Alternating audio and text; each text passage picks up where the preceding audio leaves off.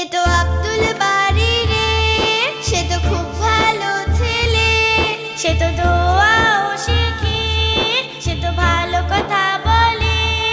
এসো শিখি আব্দুল বাড়ির সাথে।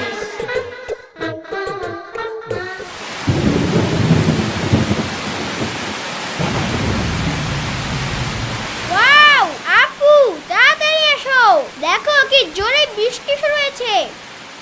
আরে বাহ, মাশাআল্লাহ, বর্ষাকাল শুরু হয়ে গিয়েছে। হ্যাঁ দেখো আপু, কি সুন্দর লাগছে তাই না?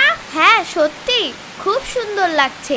কাল থেকে আমি আমার ছাতা ব্যবহার করব।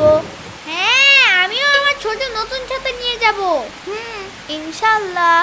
আপু, বৃষ্টির সময় কি কোনো দোয়া পড়তে হয়? হ্যাঁ আব্দুল বাড়ি, যখন বৃষ্টি হয় তখন আমাদের দোয়া পড়তে হবে। আচ্ছা, তুমি কি সেই দোয়াটা শেখাবে আপু? হ্যাঁ অবশ্যই, যখন বৃষ্টি হয় তখন আল্লাহুম্মা সাইয়্যিবান নাফিয়া পড়তে হবে।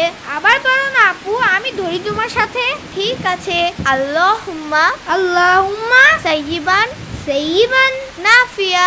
নাফিয়া। এখন আমি একা পড়ছি আপু। হ্যাঁ হ্যাঁ অবশ্যই পড়ো। আল্লাহুম্মা সাইয়্যিবান নাফিয়া। দেখেছো আপু, এই দোয়াটা আমি একবারই মুখস্থ করে ফেলেছি। হ্যাঁ, দোয়াটাই তো খুব ছোট। তাতে কি হয়েছে? আমি মুখস্থ তো করে নিয়েছি না, এর অর্থও তো ছোট হবে তাই না? হ্যাঁ, এর অর্থ হলো, হে আল্লাহ, তুমি আমাদের উপকারী ও স্বচ্ছ বৃষ্টি দান করো। আচ্ছা, মানে আমরা আল্লাহকে বলি যে তিনি এই বৃষ্টিকে উপকারী বানিয়ে দিক। একেবারেই ঠিক ধরেছো তুমি আব্দুল বাড়ি। এসো এখন বৃষ্টির সুন্দর সুন্দর ফোঁটা দেখি। ওয়াও, ওই দেখো আপু, লাইটে বৃষ্টির ফোঁটা কি রঙিন দেখাচ্ছে। তুমি বসো, আমাকে পড়তে হবে। ঠিক আছে আপু। আল্লাহুম্মা সাইয়্যিবান নাফিয়া। আল্লাহুম্মা সাইয়্যিবান নাফিয়া।